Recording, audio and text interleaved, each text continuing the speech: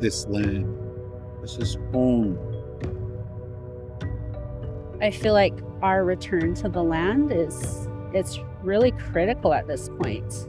Our elders tell us that we have to protect our title and rights. We've actually built a natural resource parks team. And so we've engaged in this restoration as a means of restoring title and rights to our homelands. This work is very special to me in that it's reconnecting me to my roots and it's reconnecting me to my land. We have to start figuring out how we can give back and how we can start taking care of what has taken care of us for so long.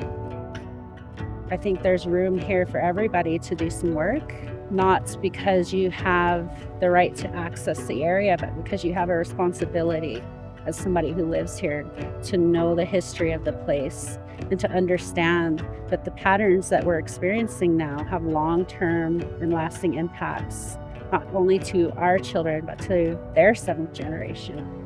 So connecting people back to the land gives that opportunity for to connect with us, to communicate with us what needs to happen, and that's really what this work has been about.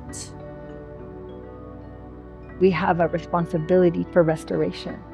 We're finally building up the capacity within our own community to do these things. The amount of effort it takes is tremendous, but our people are strong. We're committed to looking after the land.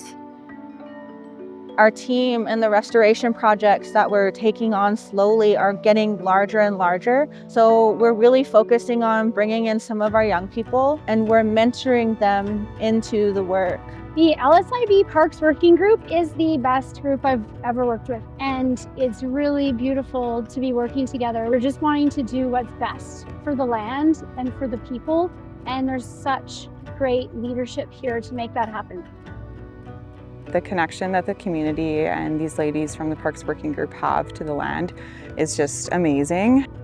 The LSIB has been phenomenal in the Indigenous Protected and Conserved Area, the IPCA, for the Ashinola, which we consider to be part of a broader phenomenon globally, where we're seeing Indigenous peoples not wait for governments to give permission for establishing protection, but they're just asserting it themselves, and they're really leading the way on that.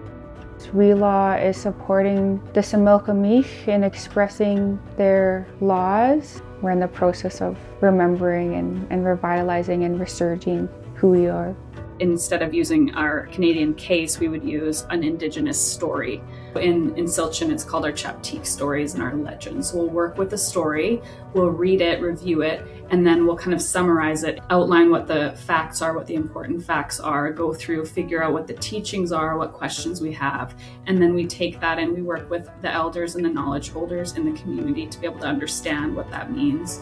When you are grown up in a community to where you understand your language, you understand your culture, you understand your stories, it's those that help you understand what your title and rights are. We're looking into incorporating our own traditional laws with traditional values so that we can incorporate that into our work that we do. We have a right to be on our land, but we also have a right, we have an obligation to look after it. We really have to take that stance and protect our river, protect our water, and our land all at the same time.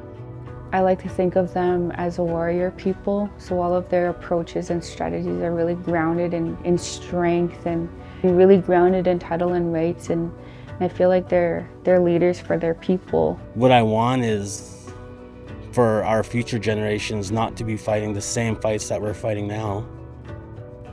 We always need support. We always need passionate people who care about the work, who care about the restoration in the Ashinola, connecting with people and talking about the importance of restoring for biodiversity, Indigenous food gardens, uplifting your own local Indigenous communities and the work that they're doing. I think having people out, boots on the ground, is a great way to start. Our laws, our land, our language, our stories, our people, we're connected. If you'd like to support our cause and uplift our voices, share these videos.